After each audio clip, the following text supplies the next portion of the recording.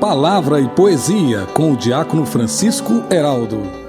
Meus irmãos e irmãs, a liturgia do 31º domingo do tempo comum, do ano B, nos apresenta Jesus ensinando sobre o mandamento do amor a Deus com todo o nosso ser e ao próximo como a si mesmo. E o evangelho desta liturgia está em Marcos capítulo 12, versículos de 28 a 34, passagem que está localizada na quarta parte do Evangelho segundo São Marcos, intitulada O Ministério de Jesus em Jerusalém. Nesta liturgia, Jesus, depois de uma longa viagem com os discípulos, está em Jerusalém, onde aconteceriam confrontos com as autoridades. Porém, um mestre da lei pergunta em tom amistoso: qual é o primeiro de todos os mandamentos? Em resposta, Jesus apresenta 2 mandamentos. O primeiro é escutar e amar a Deus com todo o coração, com toda a alma, todo o entendimento e toda a força. O segundo é amar ao próximo como a si mesmo. O que Jesus proclamou para aquele mestre da lei está na primeira leitura dessa liturgia, quando Moisés proclama ao povo: ouve, Israel, o Senhor nosso Deus é o único. Amarás o Senhor teu Deus com todo o teu coração, com toda a tua alma e com todas as tuas forças. Jesus apresenta um segundo mandamento esquecido pelos mestres da lei, que é a atitude do amor ao próximo. Portanto, o amor é a base de todo o mandamento ensinado por Jesus. Um amor que se eleva a Deus e se estende ao irmão. Um amor que é vertical e horizontal, rompendo o intelectualismo, a indiferença e a falta de caridade dos fariseus, mestres da lei e saduceus.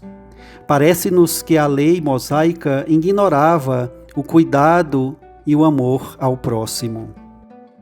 A segunda leitura desta liturgia, da carta aos Hebreus, apresenta Cristo como o novo e eterno sumo sacerdote que nos traz a salvação e oferece aos seus discípulos, ao povo e às autoridades religiosas o entendimento pleno da lei, pois ele é o próprio Verbo de Deus. Neste sentido, os cristãos, pelo batismo, são chamados a viver como povo sacerdotal o verdadeiro culto e amor a Deus com toda a força e ao próximo como a si mesmo.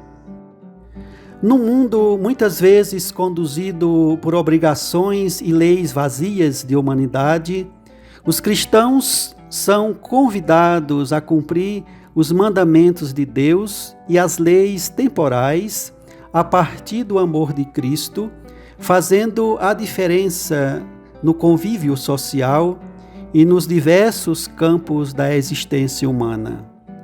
Talvez a ausência deste amor em nossos governantes explique a falta de dignidade, de justiça, a negação dos direitos às pessoas e também a ausência de fraternidade e paz entre as nações.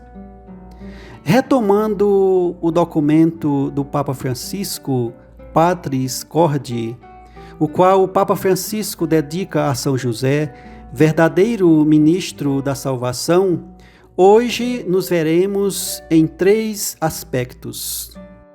O primeiro, Pai amado, trata da sua colaboração com o plano da salvação e por isso tem sido muito amado pela piedade, tanto que a tradição nos indica invocá-lo nas quartas-feiras e no mês de março.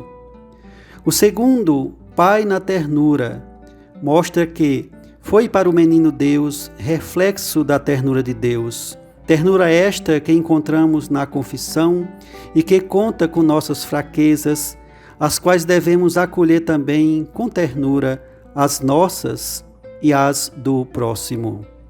Por fim, Pai na obediência, que nos indica como foi obediente a Deus pelos sonhos e pelos preceitos, e justo com as leis temporais, a exemplo do recenseamento. Com ele, Jesus aprendeu a ser submisso aos pais. E encerrando o mês das missões e do Rosário, queremos recordar que o Rosário, através da Ave Maria, do Pai Nosso e das jaculatórias, é um tesouro que a Igreja nos oferece para contemplarmos o projeto salvífico na ação do Filho, nosso Redentor, e do Espírito Santo, nosso santificador. Deste modo, nos mistérios gozosos, contemplamos os primeiros anos e a existência oculta de Jesus. Nos luminosos, nos colocamos diante do seu ministério público, nos dolorosos, a sua paixão, e nos gloriosos, a ressurreição, até a coroação de Nossa Senhora.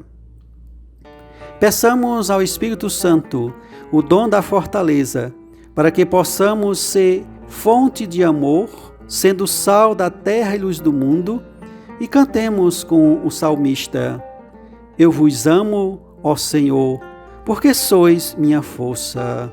Amém. Momento especial de poesia para esta liturgia. E a poesia para este 31º domingo do tempo comum nos traz como título o principal mandamento.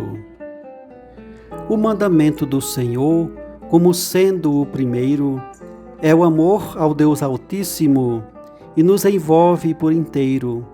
Abrange nosso coração, toda a alma e a razão de nós, os seus mensageiros. O segundo mandamento é o amor para com o irmão e também para si mesmo numa mesma dimensão, pois o amor é o fundamento, o principal mandamento da perfeita comunhão. O mandamento do amor faz tudo ficar completo, abarca toda a lei, em tudo ele é correto, porque o amor é abrangente, vem de Deus onipotente e aponta o caminho certo. Os mandamentos são vias para com Deus caminhar, aponta para a santidade, para a gente se endireitar. Quem segue tem liberdade, seguirá pela verdade destino para se salvar. Para poder ser bom discípulo, guarda-se no coração os preceitos do Senhor para seguir sua missão, num viver obediente, amando e sendo crente no Deus da libertação. Por isso que um bom cristão vive sempre a praticar os mandamentos de Deus, segue a testemunhar, guarda no seu coração, ama a Deus e ao irmão, e a si mesmo se amar. Que a vivência do amor dos discípulos em união tragam para o mundo a paz, justiça para os irmãos. Venha o reino acontecer, vida digna a se estender da mesa da comunhão.